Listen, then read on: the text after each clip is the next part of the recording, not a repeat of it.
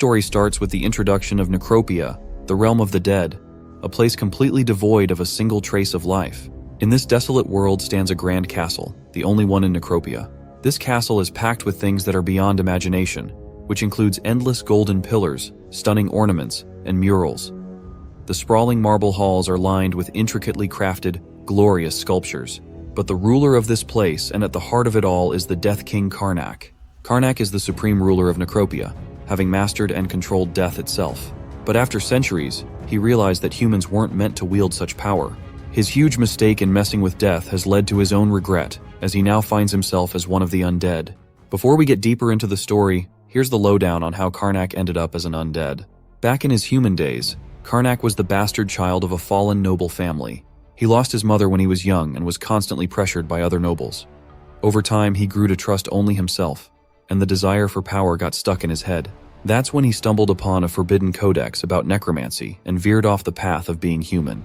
Not long after, Karnak drove every human in kingdom to death. The fourth martial king and the 3 grand mages tried to resist, but he turned them into his own subjects. Even the guardians of the world tried to stop him. But when he turned the last remaining guardian, Dragon Emperor Griteria, into his subject, it was game over for everyone. Karnak then transformed his own flesh into the ultimate ascendant of Astra Schnapf, and he finally became the most powerful undead, and the strongest Death King to ever exist. At the time, Karnak thought he'd hit the peak of his life. With absolute power, he believed he'd be able to savor all the pleasures life had to offer. But he was dead wrong. Now 70 years later, he's stuck in a fleshless body with rattling bones. He's not sure how much longer he can endure this pathetic existence, unable to feel or desire any human pleasures. He misses the warm sunshine, the gentle breeze, the warmth of another human, and even the terrible pain that used to dig into his flesh. Anything would be better than this dry, empty life. But it seems he has one last hope of turning back into a human. If he succeeds, his wish might finally be fulfilled. Just then, someone strolls into his castle. With each step, the rattling noise of their armor fills the air. The armored figure calls out to the ruler of life and death, respectfully greeting King Death Karnak. This knight in armor is Baros, the head commander of the Legions of Death. At that moment, the king tells Baros that the preparations are ready, and he's feeling really positive about this. Hearing this, Baros gets all cute and emotional, because he's been searching for a way to recover the pleasures of the flesh alongside Karnak. But they both know that pleasures work by fulfilling what one lacks, and for someone like Karnak and Baros, who have ascended to the ultimate level, no ordinary method could satisfy those needs. However, because they are the ultimate ascended, there's a chance they could find a way to recover their pleasures. They can't enjoy human pleasures because they aren't human anymore, but there might be a way to turn back time to when they were. Karnak then says they'll probably have to go back to the moment he first gained the mana of darkness. Baros is still worried though, and reminds his king that if they fail, their existence might disappear. But Karnak brushes it off, saying that he has no interest in staying stuck as a pile of bones, and further makes it clear that Baros can stay behind if he wants, but he would rather take the risk. While blushing, the armored knight quickly responds that he would never dare to leave his master's side. With that in mind, they both start the mojo. Purple light begins to flash, and after a while, a man's voice can be heard telling his friend to wake up. It looks like whatever mojo they did was a success. Baros has transformed into a blonde dude, while Karnak is on the ground. As Karnak starts to stand up, he's surprised to see Baros in his new look. The blondie then also comments on how Karnak's face has returned to its old, scrawny, pompous appearance. Karnak feels annoyed, and reminds him that he still has no sense of respect. Anyway, they both get up and start looking around. If they've traveled back to the right time, the forbidden codex on necromancy should be nearby. And just as expected, Karnak spots it sitting on a desk. He stares at the codex, reflecting on how he once walked the path of necromancy using knowledge from this very book. Deciding to try out his old powers, he flicks his finger, and a purple fire surrounds the book. Within a few seconds, the book has been turned into nothing but ashes. Baros asks if it's really a good idea to just burn the book like that. But Karnak casually replies that he's already learned everything from it, so it's better if this thing doesn't exist in the world anymore. The knight can't help but admire his king for how he's already planned everything out so carefully. He even comments that Karnak looks more handsome than usual. Suddenly, both of their bellies start to grumble. But instead of feeling sad or dejected, they're absolutely amazed upon hearing this unsettling noise in their belly, because they haven't craved food in ages. They happily and excitedly venture out to grab some grub. A while later, the entire town is echoing with their screams of delight. It's been so long since these two idiots have had a piece of bread, and even this dry bread tastes so amazing that they're calling it nothing short of a masterpiece. Barros is practically tearing up with every bite, barely able to contain the rush of happiness flooding his brain. He's willing to die for food like this. Karnak's reaction is just as intense. Tears are streaming down his face like a waterfall. He reminds Barros, through his own tearful sobs, that they've just been revived. So let's not talk about dying. Barros points out that gambling their lives for this much deliciousness was absolutely worth it. The bread tastes so amazing that it's literally blocking his vision with tears. Karnak agrees but warns Barros to keep an eye on how much he eats. After all, money doesn't just fall from the sky. As they're enjoying their bread, their eyes wander to the table next to them. Delicious smells waft their way, which completely boggles their minds. I mean, who wouldn't lose their mind seeing a whole roasted chicken, perfectly golden and mouth-watering? As much as they want to devour it, there's no way they can afford it. It's going to cost a fortune, and Karnak is from a fallen noble family. The desire to eat that chicken is so intense that this idiot is even considering killing these bastards, while Barros is freaking out in the background, warning his friend that they're going to get beaten up with their current strength. Barros decides to check his pouch to see how much money they have since they need to pay for the bread too. But when he looks inside, despair washes over his face. He quickly calls out to Karnak, saying they have a little problem. Karnak asks what's wrong, and Barros reveals that their time travel had some unexpected effects on other things too. Karnak also looks into his pouch and finds it strange. There's no way they should have this much money, and most of it is in silver coins. He wonders where things began to go wrong. You see, in his past life, his family's financial situation was dire. His grandfather, Baron Greyfield, had started numerous businesses using the territory as collateral, but they all failed, leaving only debts behind for his father, Baron Kraput. Unfortunately, his father couldn't handle the mounting debts, and his original wife and 2 sons were no help at all. Karnak, the bastard child born into the fallen family, received all of the family's scorn and persecution, barely managing to survive each day. At least, that's how it played out in his past life. So he has no clue where all this money could have come from. He is genuinely worried about this. It's not something to take lightly, and he wonders if the regression spell might have gone wrong. But Barros admits he's not sure either. Karnak is not sure if they have actually time-traveled into the past, or they have just hopped into an entirely different timeline. But he pushes those worries aside when Barros reminds him that they can finally enjoy that delicious chicken. After all, their concerns won't just disappear if they don't use the money. Karnak quickly gives Barros the green light to place an order. Barros decides to get 1 chicken, but Karnak insists they should each have their own, so they end up ordering 2 whole chickens for themselves. As dusk settles, Barros's belly is stuffed to the brim, his shirt barely containing the bulge as his stomach tries to escape. His master is also feeling totally satisfied, and he is sure they should be able to pass out and sleep once they get back. Barros then grumbles about having to see their old family again. He's genuinely pissed off, as he hated them with every fiber of his being. Karnak reassures Barros that they'll be fine as long as they play their cards right and flatter the old family. But he admits their main concern is how everything has changed. Even the horses are different compared to what they had in their previous life. Not to mention the stable manager who seemed to be overly friendly and treating them like royalty. It's odd that a fallen family would have such a high-quality horse. Moreover, the citizens they bumped into earlier were acting completely out of character. Those who once scorned them and called them scoundrels were now thrilled to see them and even teared up with joy. Karnak agrees, saying there's definitely something strange going on. He just can't shake off the weirdness of it all. Barros tells him that they'll figure it out once they return home, and it looks like they have almost made it to the place. Karnak comments on how he hasn't seen the place in a while and is feeling strangely nostalgic about it. Barros, on the other hand, is just plain annoyed, because he doesn't have a single good memory of this place. You see, Barros was also an orphan and didn't live a comfortable life. His parents were absolute scumbags. Before they disappeared in the middle of the night, Barros was the one who found himself alone and dying.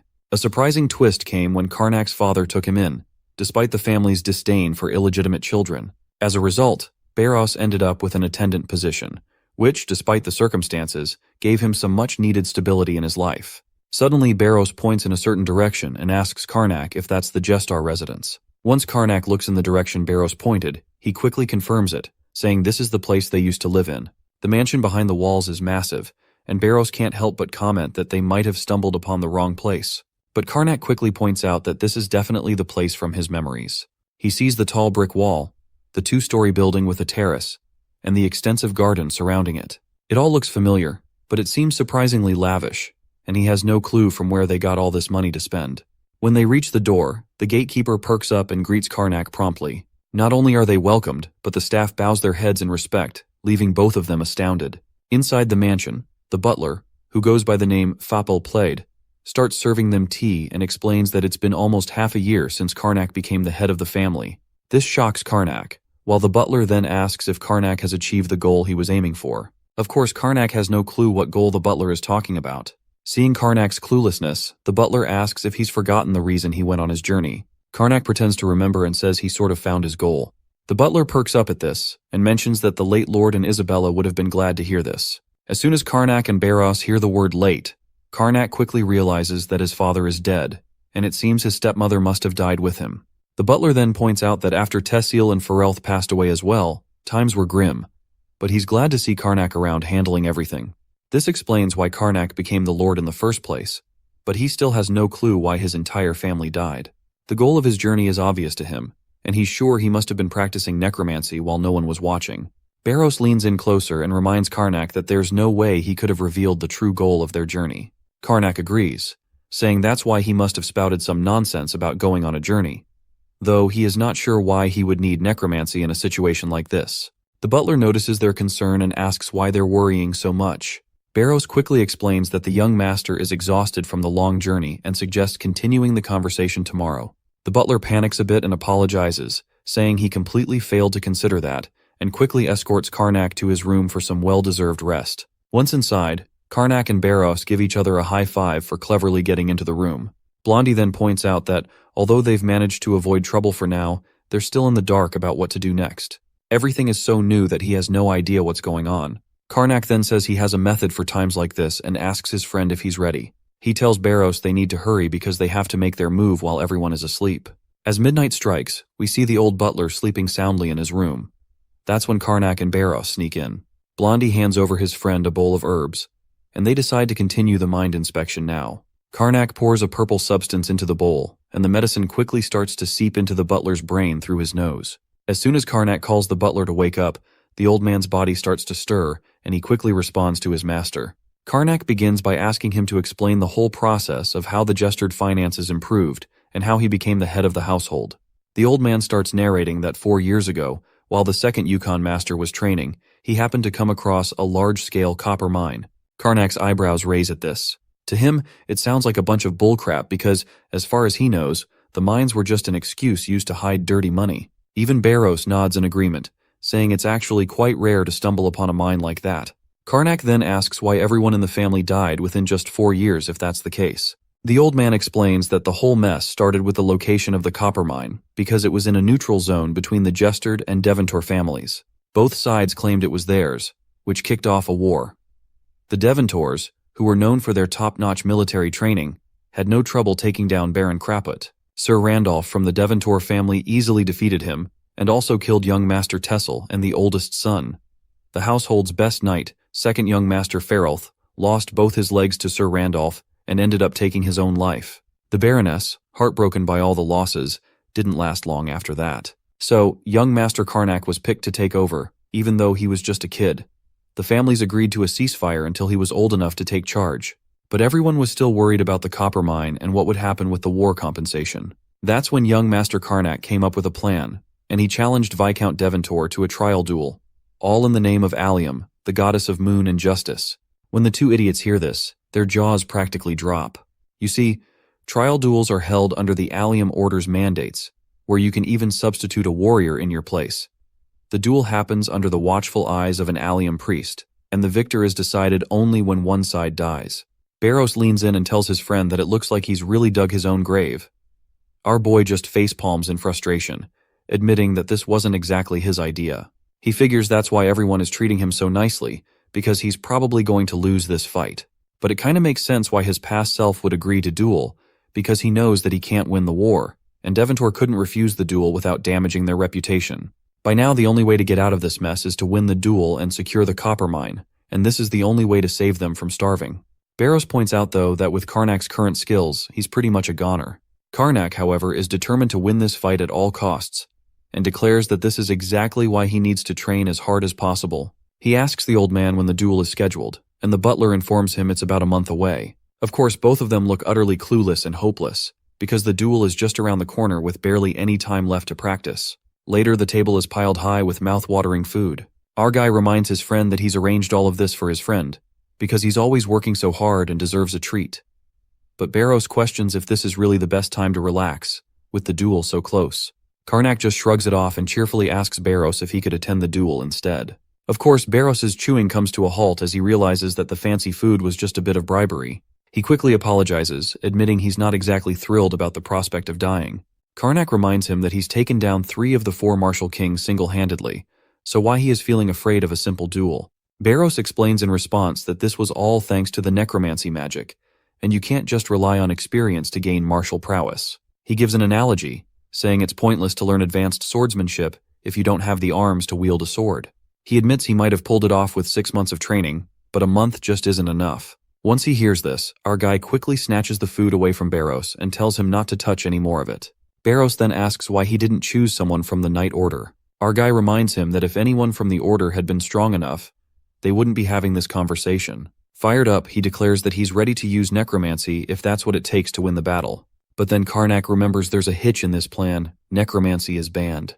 He recalls that back in the day, when they were on the run, they had to eliminate a household stealthily using necromancy. The priest of Allium accused him of being the Necromancer, and it was clear the priests were certain it was the work of dark magic. So once he was surrounded by enemies, he had to unleash his necromancy powers to escape. While he was running, he asked his junior how those people knew he used necromancy, even though the Necromancy Codex clearly said no one can detect this magic. That's when Barros explains that it's only civilian mages and knights who wouldn't be able to detect it, and someone like priests are an exception. Our guy lets out a sigh and laments how their plan is now a total flop. They can't use necromancy in the presence of the priests during the duel. Just then, Barros comes up with a brilliant idea. Why not just grab some money and run away? But Karnak dismisses this, saying it would be a waste of an opportunity. All the family members he despised are dead, and the people who disliked him once now like him very much.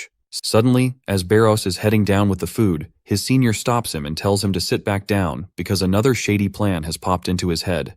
He admits it might be somewhat dangerous. But before we can hear more about this new plan, the scene transitions to the northern fort of Devontor. Soldiers are in the thick of combat. People who dislike it would be why not just grab priests during the duel? Just then, Barros comes up with a brilliant idea. Why not just grab some money and run away?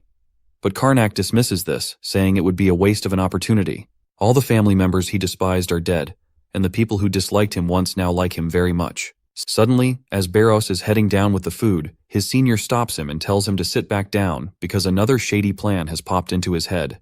He admits it might be somewhat dangerous.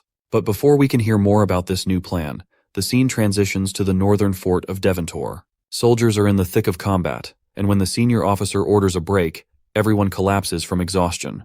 The only one still standing in the field is Randolph, Devontor's strongest knight. A scrawny figure, known as Sir Bright, approaches him and asks how preparations for the trial duel are going. Randolph explains to Sir Bright that he doesn't need to prepare much for someone as unskilled as their opponent. Sir Bright agrees but advises him not to let his guard down. But the knight laughs it off once again, and finds it ridiculous that he has to waste his time on a spoiled young master who knows nothing about the real world. But still, Sir Bright is concerned. Even though he's confident that Sir Randolph would never lose, he suspects the Karnak must have some kind of plan if he requested this duel. Suddenly they hear a commotion nearby. Sir Bright turns to see a merchant selling goods at the front of the yard, and he's annoyed by the constant presence of these outsiders peddling their wares. And of course this merchant is none other than our boy, rocking a fake mustache while keeping a close eye on enemy activity. After watching Randolph fight, he realizes that while Randolph might be particularly powerful in combat, his opponent actually has a chance of winning in a one-on-one battle. Randolph is the simple, foolish type who relies on typical heavy sword techniques and hasn't even learned battle aura yet. It's easy to predict the movements of opponents like Randolph, which is a good thing for our boy. However, he's still certain that he needs more than a month to compete with this guy effectively. As he sits there, a woman calls out to him, asking why he's watching her brother Randolph so closely, like a total creep. Our boy quickly stands up and asks if she's really Randolph's little sister. She confirms she is, and asks if he has any business with Randolph. He explains that he's been captivated by the prowess of the North's strongest knight. To divert her attention, he points to his stall, showcasing a variety of colorful handkerchiefs and other stuff. Predictably, being the woman she is, she falls for the bait and expresses interest in one of the handkerchiefs. Our boy is pleased to see that he's managed to distract her just as he intended. The next scene transitions to the Gestar Estate's personal drill hall, where Barros is once again present.